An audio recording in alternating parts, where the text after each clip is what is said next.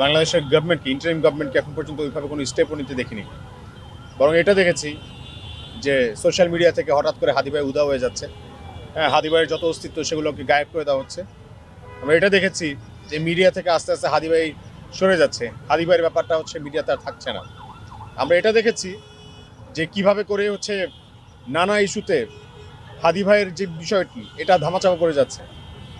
এটা আমাদের দেশের জন্য, একটা একটা রাষ্ট্রের জন্য, স্বাধীন সার্বভৌম রাষ্ট্রের জন্য এটা একটা অনেক বড় থ্রেট।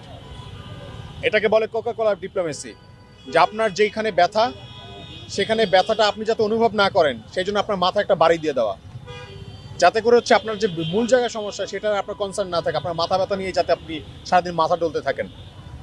এই কোকা কোলা ডিপ্লোমেসিটা হচ্ছে আমাদের, যারা হচ্ছে আমাদের এতদিন জানতাম যে শেখ হাসিনা যতদিন এই দেশটাকে নিয়ন্ত্রণ করেছে, জানতাম যে তার গোয়েন্দা সংস্থার লোকেরা এই Coca Cola diplomacy Bangladesh media দ্বারা তারা নিয়ন্ত্রণ করে থাকে মানুষকে। এইভাবে হচ্ছে যেটা তারা জানাতে চাচ্ছে সেটাই তারা শুধুমাত্র জানাচ্ছে।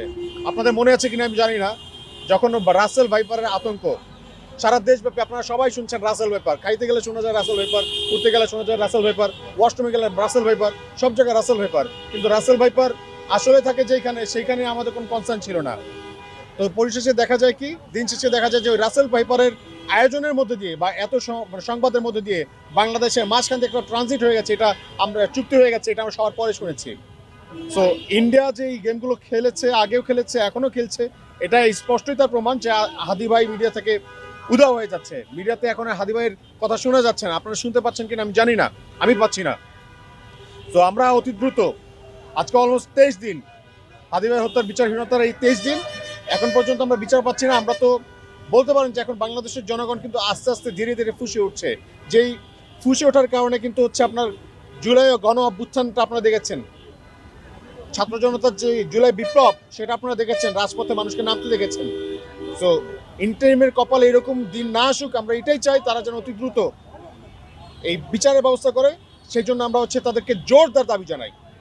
এবং সাথে করে আজকে আপনারা জানেন যে এখানে যারা জড়ো হয়েছে অলমোস্ট একটা অংশ গেছে হচ্ছে আপনার মার্চ ফর ইনসাফে, এবং যারা দেরি করে এসছে তারা সবাই এখন এখন শাহবাগে আছে। তারাও আস্তে আস্তে এক এক করে দলে দলে হচ্ছে মার্চ ফর ইনসাফে যুক্ত হবে। তো আমরা বিশ্বাস করি এই যে জনগণের সম্পৃক্ততা, জনগণকে কোনোভাবে জনবিচ্ছিন্ন করা যাবে না, হাদি ভাইকে জনবিচ্ছিন্ন করা যাবে না। জনগণের মধ্যে হাদি ভাই বেঁচে আছেন, জনগণের মধ্যে হাদি ভাই বেঁচে থাকবেন, এবং আমরা তাকে বাঁচিয়ে রাখবো, আমাদের মধ্যে অমর করে রাখবো ইনশাআল্লাহ। তার কাজের মাধ্যমে, তার দর্শনের মাধ্যমে, আমরা প্রত্যেকে হাদি হওয়ার মাধ্যমে আমরা হাদি ভাইকে বাঁচিয়ে রাখবো। সো আমরা কোনোভাবেই হাদি ভাইকে ভুলতে দিতে চাই না, ভুলতে দিব না ইনশাআল্লাহ। আমরা অতি দ্রুত এখন বিচার চাই, এই আর কি।